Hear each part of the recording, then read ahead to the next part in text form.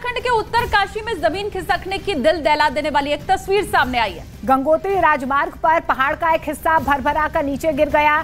गनीमत ये रही कि जमीन खिसकने से जान माल का कोई नुकसान नहीं हुआ। हालांकि जमीन खिसकने के बाद गंगोत्री हाईवे जरूर बंद हो गया है, जिसकी वजह से सड़क के दोनों तरफ लंबा जाम लगा दिखाई दे रहा है।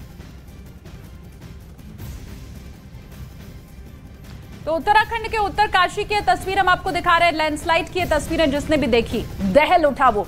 नीचे हालांकि कोई गाड़ी मौजूद नहीं थी, इसलिए जानमाल के किसी नुकसान की तो खबर नहीं मिल रही है, लेकिन आप देखिए कैसे पहाड़ी इलाके इस बरसात के वक्त में खतरनाक हो जाते हैं। यहां से गुजरना किसी की भी जान को जोखिम में डालना है। तो इन तस्वीरों को देखकर हर कोई हैरान रह गया। हालांकि देखिए बारिश लगातार पहाड़ी इलाकों में हो रही है और यही वजह है कि लगातार लैंडस्लाइड की तस्वीरें वहां से सामने आ रही हैं।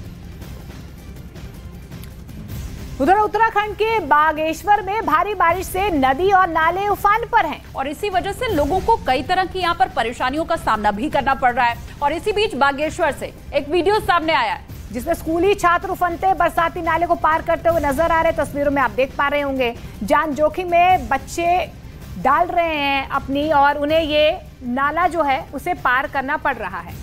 ये आप देखिए एक बार फिर से आपको ये तस्वीरें हम दिखाते हैं। ये बच्चे कैसे इस पत्थर से उस पत्थर पर देखिए कूद कर जाएंगे। हर बच्चा दूसरे बच्चे की मदद कर रहा है, हाथ आगे बढ़ा रहा है। स्कूल बंद नहीं हुए, स्कूल जाना भी मजबूरी है, और कैसे यहां से छलांग मारकर दूसरी तरफ जाना खतरनाक है इनके लिए। देखिए बारिश का मौसम है, बरसाती नाले कभी भी आ सकते हैं। ऐसे में देखिए बच्चे जो हैं अपनी जान जोखिम में डालकर इस नाले को पार करते हुए नजर आ रहे हैं। स्कूल ड्रेस में है, लिहाजा स्कूल बंद नहीं हुए हैं, लेकिन खतरा यहाँ पर बच्चों के भविष्य के साथ जरूर है कि अगर इस तरीके से नाले भर जाते हैं तो वो स्कूल कैसे जाएंगे, और जान भी कहीं ना कहीं जोखिम में डाल रहे हैं।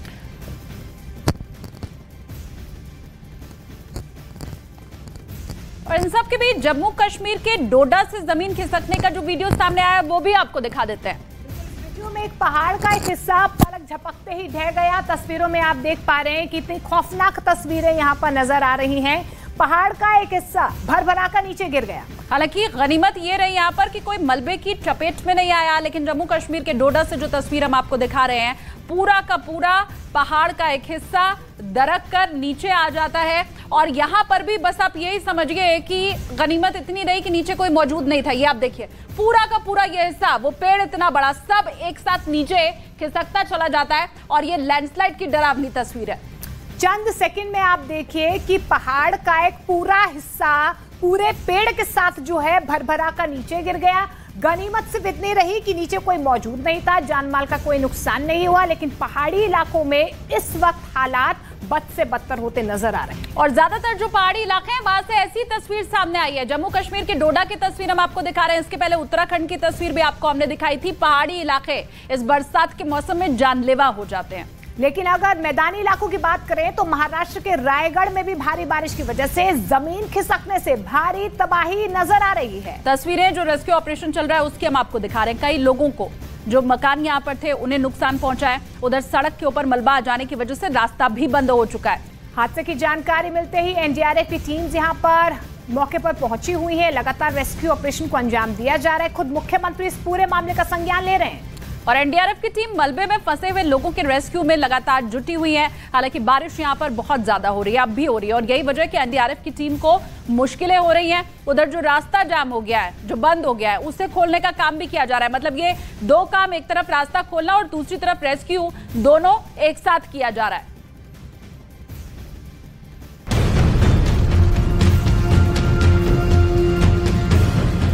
महाराष्ट्र के रायगढ़ में बारिश के बाद तबाही।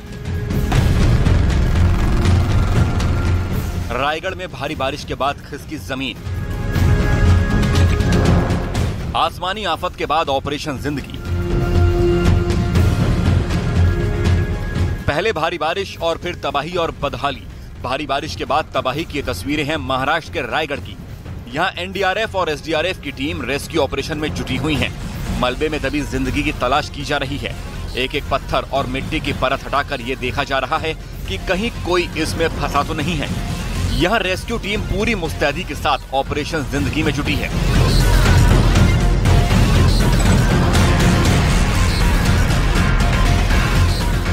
महाराष्ट्र के कई जिलों में इन दिनों भारी बारिश हो रही है। बारिश के बाद बदहाली और तबाही की तस्वीरें भी सामने आ रही हैं। इसी बीच रायगढ़ में जो तस्वीरें सामने आई हैं वो बेहद डराने वाली हैं। रायगढ़ में भारी बारिश के बाद जमीन खिसक गई, जिसके बाद इस गांव में रहने वाले कई लोग फंस गए।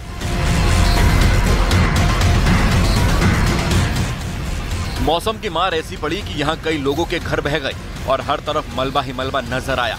हालात इतने भयावह हैं कि इससे उबरने में कई दिनों का वक्त लग सकता है।